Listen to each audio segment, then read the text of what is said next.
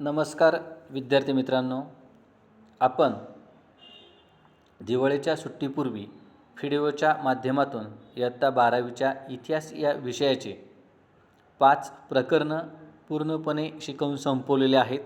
त्यानंतर प्रकरण क्रमांक 6 वसाहतवादाविरुद्ध भारतीयांचा संघर्ष या प्रकरणातील सुद्धा 6.5 पर्यंतचे जे काही मुद्दे आहेत ते मुद्दे व्हिडिओच्या माध्यमातून आपण व्यवस्थितरित्या अभ्यासलेले आहेत.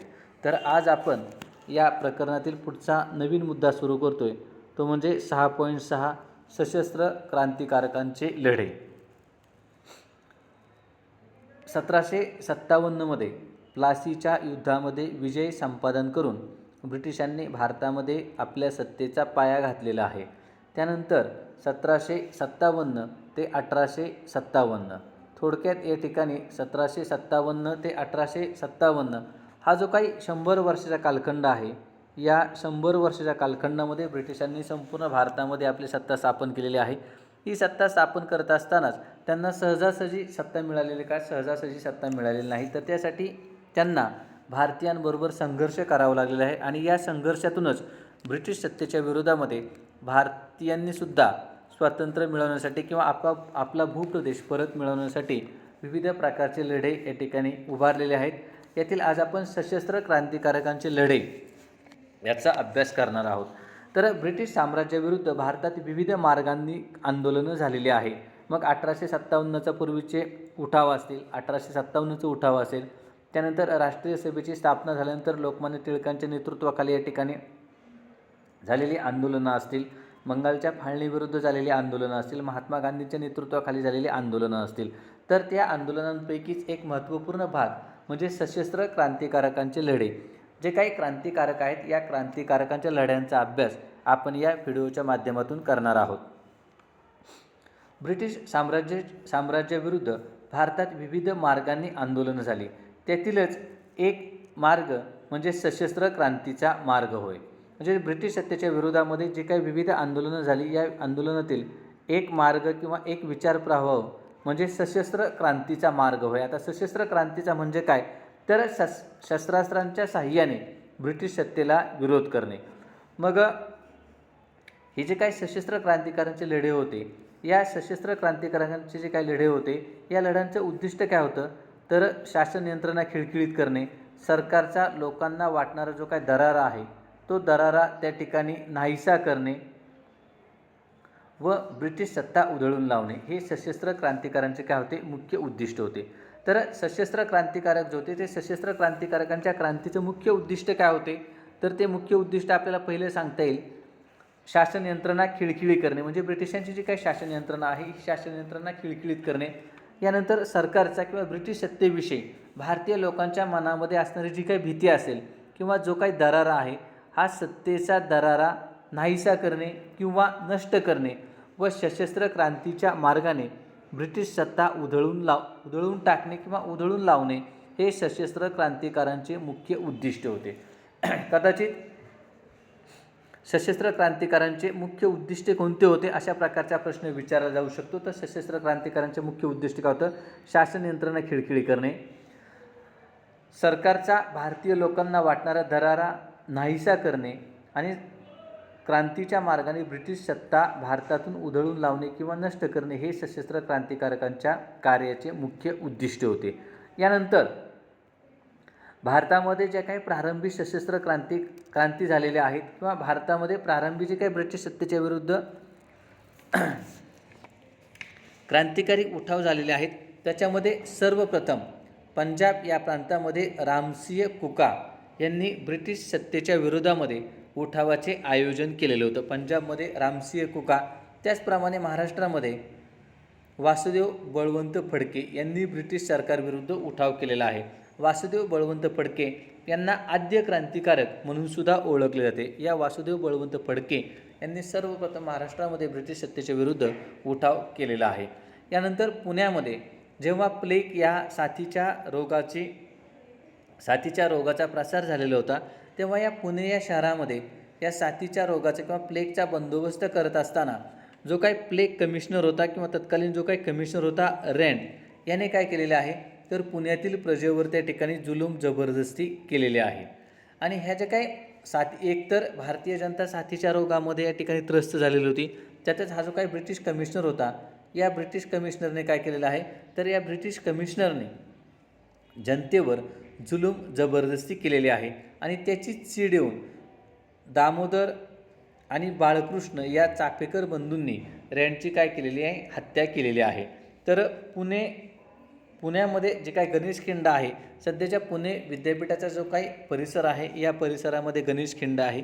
या गणेश खिंडीमध्ये दामोदर आणि बाळकृष्ण चाफेकर बंधूंनी काय केलेले आहे, रँडची हत्या केलेली आहे.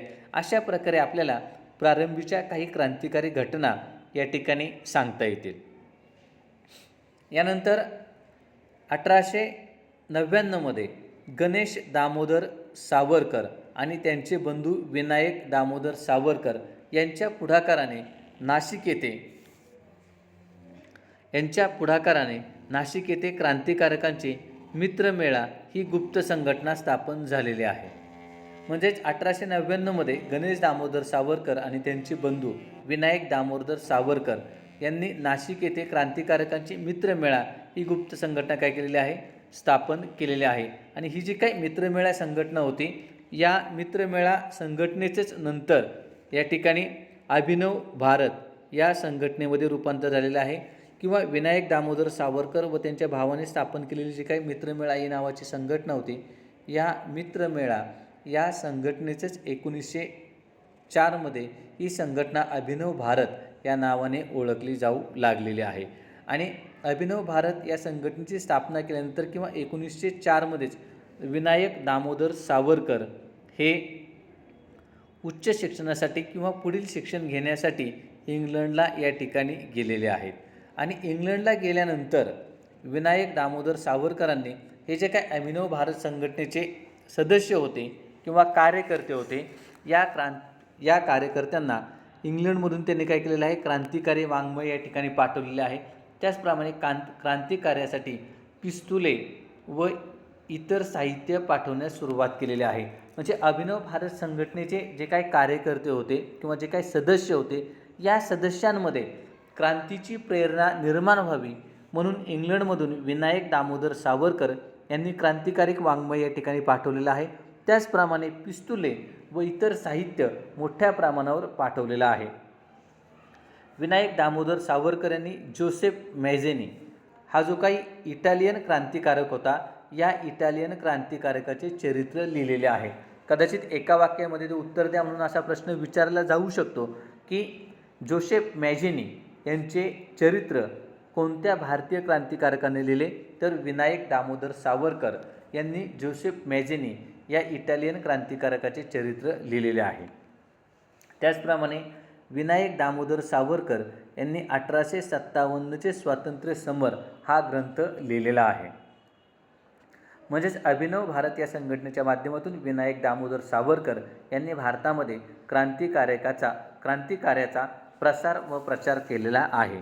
अभिनव भारत संघटनेच्या कार्याचा सुगावा सरकारला लागल्यानंतर सरकारने काय केलेलं आहे, तर गणेश दामोदर सावरकर हे विनायक दामोदर सावरकर किंवा विदा सावरकर यांचे बंधू होते, यांना अटक केलेली आहे. आणि जॅक्सन हा जो काही ब्रिटिश अधिकारी होता, या जॅक्सन या ब्रिटिश अधिकाऱ्याने किंवा न्यायाधीशाने गणेश दामोदर सावरकर यांना जन्मठेपेची शिक्षा सुनावलेली आहे. म्हणजेच अभिनव भारत संघटनेच्या माध्यमातून भारतामध्ये क्रांतिकारक चळवळ करून ब्रिटिश सत्ता उलथवून लावण्याचा प्रयत्न गणेश दामोदर सावरकर करतात, अशा प्रकारचा आरोप हा जॅक्सन या ब्रिटिश न्यायाधीशाने त्यांच्यावर लादून त्यांना जन्मठेपेची शिक्षा काय केलेली आहे, सुनावलेली आहे. आणि ह्या शिक्षेचा बदला घेण्यासाठी अनंत लक्ष्मण कान्हेरे या युवकाने नाशिक येथे न्यायदंडाधिकारी आणि नाशिकचा जिल्हाधिकारी जॅक्सन याची हत्या केलेली आहे. म्हणजेच गणेश दामोदर सावरकर यांना इंग्लिश न्यायाधीश किंवा ब्रिटिश न्यायाधीश जॅक्सन यांनी जन्मठेपेची शिक्षा सुनावलेली होती. या शिक्षेचा बदला घेण्यासाठी अनंत लक्ष्मण कान्हेरे या युवकाने नाशिक येथे जॅक्सन याची हत्या केलेली आहे. आणि जॅक्सन याची हत्या झाल्यानंतर जॅक्सन याच्या हत्येचा संबंध विनायक दामोदर सावरकर यांच्याशी ब्रिटिश सरकारने जोडलेला आहे. म्हणजे जॅक्सन याच्या हत्येचा संबंध विनायक दामोदर यांच्याशी जोडलेला आहे किंवा विनायक दामोदर सावरकर यांचा जॅक्सन याच्या हत्येत सहभाग होता, यासाठी सावरकरांना अटक केलेली आहे आणि त्यांच्यावर त्या ठिकाणी काय केलेलं आहे, खटला भरलेला आहे. म्हणजे जॅक्सन याच्या हत्येमध्ये दोषी ठरवून विनायक दामोदर सावरकर यांच्यावर खटला भरलेला आहे आणि त्यांना न्यायालयाने 50 वर्षे सश्रम कारावासाची शिक्षा सुनावून अंदमान या ठिकाणी रवाना केलेला आहे. त्या काळामध्ये अंदमान निकोबार या ठिकाणी भारतीय कैद्यांना शिक्षेसाठी पाठवलं जात असे किंवा त्याला काळ्या पाण्याची शिक्षा म्हणून सुद्धा ओळखलं जात असे. अशा रीतीने आपल्याला विनायक दामोदर सावरकर आणि अभिनव भारत संघटना याचे कार्य आपल्याला या ठिकाणी सांगता येईल. याच्यामध्ये कदाचित टिपा द्या म्हणून अभिनव भारत अशा प्रकारे प्रश्न विचारला जाऊ शकतो किंवा विदा सावरकर यांचं क्रांतिकारी कार्य अशा प्रकारे प्रश्न विचारला जाऊ शकतो. यानंतर बंगालमध्ये महाराष्ट्राप्रमाणेच या ठिकाणी बंगालमध्ये सुद्धा महाराष्ट्रामध्ये ज्याप्रमाणे अभिनव भारत ही संघटना कार्यरत होती त्याचप्रमाणे बंगालमध्ये सुद्धा अनुशीलन समिती ही क्रांतिकारी संघटना कार्यरत होती. बंगालमध्ये महाराष्ट्रामध्ये ज्याप्रमाणे अभिनव भारत ही संघटना होती त्याचप्रमाणे बंगालमध्ये अनुशीलन समिती ही क्रांतिकारी संघटना कार्यरत होती आणि या संघटनेचे प्रमुख अरविंद घोष व त्यांचे बंधू बारिंद्र कुमार घोष हे या संघटनेचे प्रमुख होते. म्हणजेच ही जी काही बंगालमध्ये असणारी अनुशीलन समिती होती या अनुशीलन समितीचे प्रमुख हे अरविंद घोष आणि त्यांचे बंधू बारिंद्र कुमार घोष हे या संघटनेचे प्रमुख होते. आणि या संघटनेने कलकत्ता जवळील माणिकतळा या ठिकाणी काय होतं तर बॉम्ब तयार करण्याचे केंद्र होते. ही जे काही अनुशीलन समिती होती या अनुशीलन समितीचे कलकत्त्याजवळील माणिकतळा येथे बॉम्ब तयार करण्याचे काय होते केंद्र होते. 1908 मध्ये खुदीराम बोस व प्रफुल्ल चाकी या अनुशीलन समितीच्या सदस्यांनी किंग्सफोर्ड या जुलमी न्यायाधीशाला ठार करण्याची योजना आखलेली आहे. 1908 मध्ये खुदीराम बोस व प्रफुल्ल चाकी या अनुशीलन समितीच्या सदस्यांनी किंग्सफोर्ड या जुलमी न्यायाधीशाला ठार करण्याची काय केलेली आहे योजना आखलेली आहे. आणि त्यांनी खुदीराम बोस व प्रफुल्ल चाकी यांनी किंग्सफोर्डच्या गाडीवर बॉम्ब टाकलेला आहे, परंतु सुदैवाने ती गाडी किंग्सफोर्डची नव्हती. या हल्ल्यामध्ये त्या गाडीतील 2 ब्रिटिश स्त्रिया या मृत्युमुखी पडलेल्या आहे.